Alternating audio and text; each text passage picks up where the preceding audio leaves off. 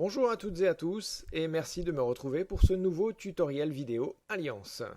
Si vous souhaitez voir des points particuliers abordés au cours de nos prochains tutoriaux, n'hésitez pas à nous le faire savoir sur notre page contact de notre site www.alliance-fr.fr. Aujourd'hui, nous allons voir comment réaliser une écriture courbe et également la possibilité d'épaissir une police de caractère si celle-ci venait à être trop fine. Voilà, bon, pour mon exemple, j'utilise une police de caractère qui se trouve être Black Rose en 72 points d'épaisseur. Le but est de placer cette police de caractère sur cette courbe afin de réaliser ensuite une écriture courbée un peu plus épaisse, comme on peut le voir juste ici au-dessus. Donc la finalité, ce sera également donc d'épaissir la police. Alors, c'est parti, on va commencer notre exemple tout de suite. Donc je vais zoomer un petit peu sur la zone qui va nous intéresser. Lorsque je double-clique sur ma forme, je passe en mode édition et la petite croix, donc la petite poignée en bas à gauche, me permet de déplacer ma police et de venir placer celle-ci sur un arc de cercle. Donc voilà, c'est chose faite, je la positionne. Attention tout de même, si je venais à lancer ma découpe, les points qui seraient ici seraient superposés et donc viendraient se découper, ce qui me ferait plein de petits morceaux. Je vais donc, pour éviter cela, réaliser l'opération avec un clic droit sur ma forme de souder cette forme. Donc là, voilà, on voit que tous les petits morceaux qui étaient présents tout à l'heure disparaissent.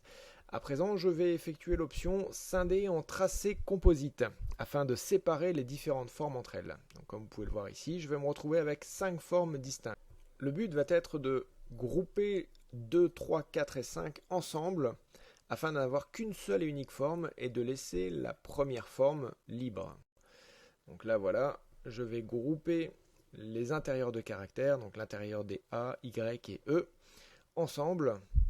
Voilà, c'est chose faite. Et je garde le pourtour alliance en une seule pièce. Voilà, je zoome à l'arrière, je sélectionne mon texte extérieur, puis je clique ici sur ouvrir la fenêtre de contour. Je clique sur contour et ça va me permettre de réaliser un léger contour afin d'épaissir légèrement ma forme. Donc là, je vais utiliser la valeur 0,6. J'applique.